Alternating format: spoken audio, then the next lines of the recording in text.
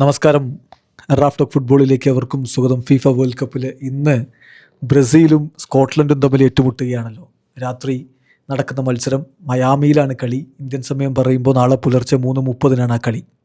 ആ കളിക്ക് മുന്നോടിയായിട്ട് ഇപ്പോൾ സ്കോട്ട്ലൻഡ് കോച്ച് പറയുന്ന ചില വാക്കുകളുണ്ട്. അത് കേട്ടാൽ അറിയാം ഏത് തരത്തിലുള്ള കളിയാണ് അവർ ബ്രസീലിനെതിരെ കെട്ടഴിക്കാൻ പോകുന്നതെന്ന്. സ്റ്റീവ് ക്ലാർക്ക് അദ്ദേഹം പറഞ്ഞ ചില വാക്കുകളുണ്ട്.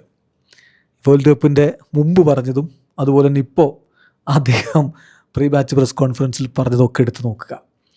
അദ്ദേഹം ദി സ്കോട്ട്സ്മാൻ വെബ്സൈറ്റിന് കൊടുത്തിട്ടുള്ള ഇൻ്റർവ്യൂവിൽ പറഞ്ഞിട്ടുള്ള കാര്യങ്ങൾ, ബ്രസീലിനെതിരെ കളിക്കാൻ അങ്ങ് ഇറങ്ങിയിട്ട് 4-0 നമ്മൾ തോറ്റാൽ, അതായത് ഓൾ ഔട്ട് അറ്റാക്ക് എടുത്ത് ബ്രസീലിനെതിരെ അറ്റാക്ക് ചെയ്തിട്ട് 4-0 നമ്മൾ തോറ്റാൽ നിങ്ങൾ എന്നെ ആ മരത്തിൽ ബേഡ്സ് നെസ്റ്റിനൊപ്പം കിളിക്കൂടിനൊപ്പം കെട്ടിത്തൂക്കൂലേ എന്ന് അദ്ദേഹം തമാശയായിട്ട് ചോദിക്കുകയാണ്. പക്ഷെ പിന്നെ അദ്ദേഹം വളരെ കൃത്യമായിട്ട് ഇപ്പോൾ കാര്യങ്ങൾ പറയുന്നു. ബ്രസീലിനെതിരെ ഒരു സമനില അവർ ആഗ്രഹിക്കുന്നു എന്ന്. ആ സമനില മതി അവർക്ക് മുന്നോട്ട് പോകാനെന്ന് അദ്ദേഹം കൃത്യമായി പറയുമ്പോൾ ബ്രസീലിന് ഗോൾ അടിക്കാൻ അവസരം കൊടുക്കാതെ പൂട്ടാൻ തന്നെയായിരിക്കും അവർ ഇറങ്ങുന്നതെന്ന് ഉറപ്പാണ്. അതായത് ബസ് അങ്ങ് പാർക്ക് ചെയ്യും, വേണമെങ്കിൽ ട്രെയിനും പാർക്ക് ചെയ്യും. പണ്ട് മൊറീഞ്ഞോ പറഞ്ഞ പോലെ ബ്രസീലിൻ്റെ അറ്റാക്കേഴ്സ് ഗോളടിക്കാൻ വരാതെ പൂട്ടാനുള്ള ശ്രമത്തിലേക്ക് അവർ പോകുമെന്നുള്ള കാര്യം സുവ്യക്തമാണ് അദ്ദേഹത്തിൻ്റെ വാക്കുകളിൽ നിന്ന്. അതായത് സ്കോട്ട്ലൻഡിന് ഇപ്പോൾ 2 കളി 3 പോയിൻ്റ് ഉണ്ട്. ബ്രസീലിനെതിരെ സമനില പിടിച്ച് അവർക്ക് 4 പോയിൻ്റ് ആകും. 4 പോയിൻ്റ് മതിയാവും അവർക്ക് ഒരു 3-ാം സ്ഥാനമൊക്കെ പിടിച്ച്, അല്ലെങ്കിൽ ഈവൻ 2-ാം സ്ഥാനമൊക്കെ പിടിച്ച് മുന്നോട്ട് പോവാൻ എന്നുള്ളതാണ്. 2-ാം സ്ഥാനം കിട്ടാൻ സാധ്യതയില്ല. സമനില പിടിച്ചാൽ ബ്രസീലിൽ 5 പോയിൻ്റ് ആവും. മൊറോക്കോ പൈത്തിക്കെതിരെ ജയിച്ചാൽ മൊറോക്കോക്ക് 7 പോയിൻ്റ് ആവും. അപ്പോൾ 4 പോയിൻ്റ് സ്കോട്ട്ലൻഡിന് കിട്ടിയാൽ പോലും സ്കോട്ട്ലൻഡിന് മികച്ച 3-ാം സ്ഥാനക്കാരുടെ ലിസ്റ്റിൽ കയറി മുന്നോട്ട് പോകാം. അതാണ് ലക്ഷ്യം വെക്കുന്നത് എന്ന് സ്റ്റീവ് ക്ലർക്കിൻ്റെ വാക്കുകളിൽ വളരെ വ്യക്തമാണ്. പൂട്ടാനുള്ള സാധ്യത നന്നായിട്ട് കാണുന്നു. അപ്പോൾ അദ്ദേഹം പറഞ്ഞ ആ വാക്കുകൾ നമ്മൾ നോക്കുകയാണ്. അദ്ദേഹം പറയുന്നു, തീർച്ചയായിട്ടും നമ്മൾ ഫസ്റ്റ് ഗെയിമിൽ പോയിൻ്റുകൾ നേടിയിട്ടുണ്ട്.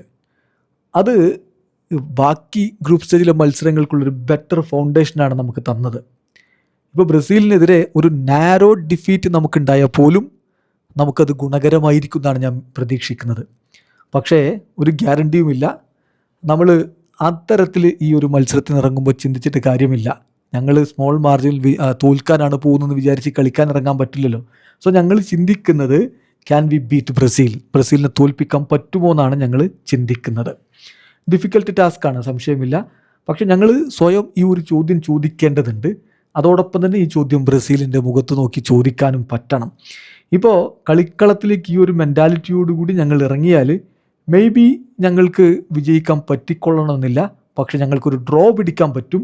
അങ്ങനെ ഒരു ഡ്രോ വന്നാൽ തന്നെ പ്രാക്ടിക്കലി ഞങ്ങൾക്ക് റൗണ്ട് ഓഫ് 32 ക്വാളിഫിക്കേഷൻ ഗ്യാരണ്ടീഡ് ആവും. അതാണ് ഞാൻ ചിന്തിക്കുന്നത്. ഇപ്പോൾ ഞാനിതിനെക്കുറിച്ച് പറയുമ്പോൾ എൻ്റെ പെസിമിസം, ഞാൻ ആ ശുഭാപ്തി വിശ്വാസം ഇല്ലാതെയാണ് ഇറങ്ങുന്നതെന്ന് പലർക്കും തോന്നും. പക്ഷേ ഞങ്ങളെ സംബന്ധിച്ചിടത്തോളം ഞങ്ങളുടെ ലക്ഷ്യങ്ങളാണ് പ്രധാനപ്പെട്ട കാര്യം. ഞാൻ വിചാരിക്കുന്നത് ഒരു 4 പോയിൻ്റ് കിട്ടിയാൽ അത് മതിയാവും മുന്നോട്ട് പോകാൻ. ആ ഒരു മെൻറ്റാലിറ്റിയാണ് ഞങ്ങൾക്ക് വേണ്ടത് എന്നുകൂടി അദ്ദേഹം പറയുന്നിടത്ത് കാര്യം സുവ്യക്തമല്ലേ.